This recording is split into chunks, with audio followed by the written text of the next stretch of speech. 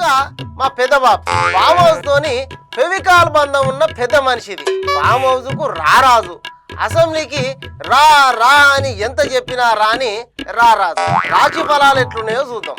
మన పెద్ద మనిషి రాశి వచ్చేసి వడ్ల రాశి. అంటే ఫామ్ హౌస్ లో వరేసి 4000 కమ్మిండు కదా ఆ నడుమ, అగో ఆ రాశి. పెద్ద మనిషి రాజ్య పూజ్యం 39 మైనస్ 15.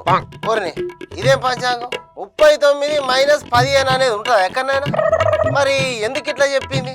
ఓహో అర్థమైంది. పోయినసారి ఎన్నికలలో గెలిచిన వాళ్ళ సంఖ్య అన్నమాట. దాంట్లో కొందరు సార్ వద్దు మీరు అన్నోళ్ళు ఆ 15 అన్నమాట. అది పోతే మిగిలిన 24, ఈ 24 మంది 24 గంటలు బయట చేసేటోళ్ళే. వాళ్ళతోని ఊగాలదు, పీర్లేవదు.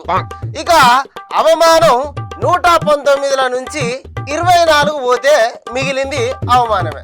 అంటే 95 అవమానం. ఇంత అవమానం మూట కట్టుకున్న పెద్ద బాపును కొందరు మా వాళ్ళకు ఉబ్బాగా సారే కావాలంటున్నారే అని పాటలు పాడతారు. ఏం చేస్తారు? వాళ్ళకు ఈ ముచ్చట్లు తెలివాయి కదా. ఇక రాబోయే 10-15 ఏళ్ళ వరకు రాజభోగం లేదు మన పెద్ద బాపుకు. అంటే సీఎం సీటు వచ్చుడు చాలా కష్టంగా ఉన్నది. ఎందుకంటే ఇటు కొడుకు అటు అల్లుడు కుర్చీ కోసం కాసుకొని కూర్చున్నారు.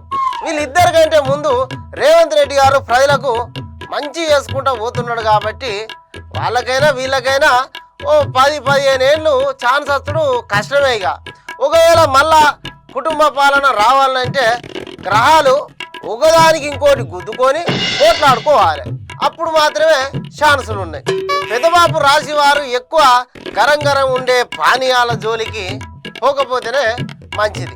అంతేకాదు పొగాకుకు అదేవిధంగా పొంగబెట్టే వాళ్లకు దూరంగా ఉంటే మంచిది. మరి ఆ విషయం పెద్దబాపుకు ఎట్లా తెలిసిందో కానీ చాలా ముందు నుండే ఒంటరిగా పొగబెట్టే వాళ్లకు దూరంగా ఉంటున్నాడు.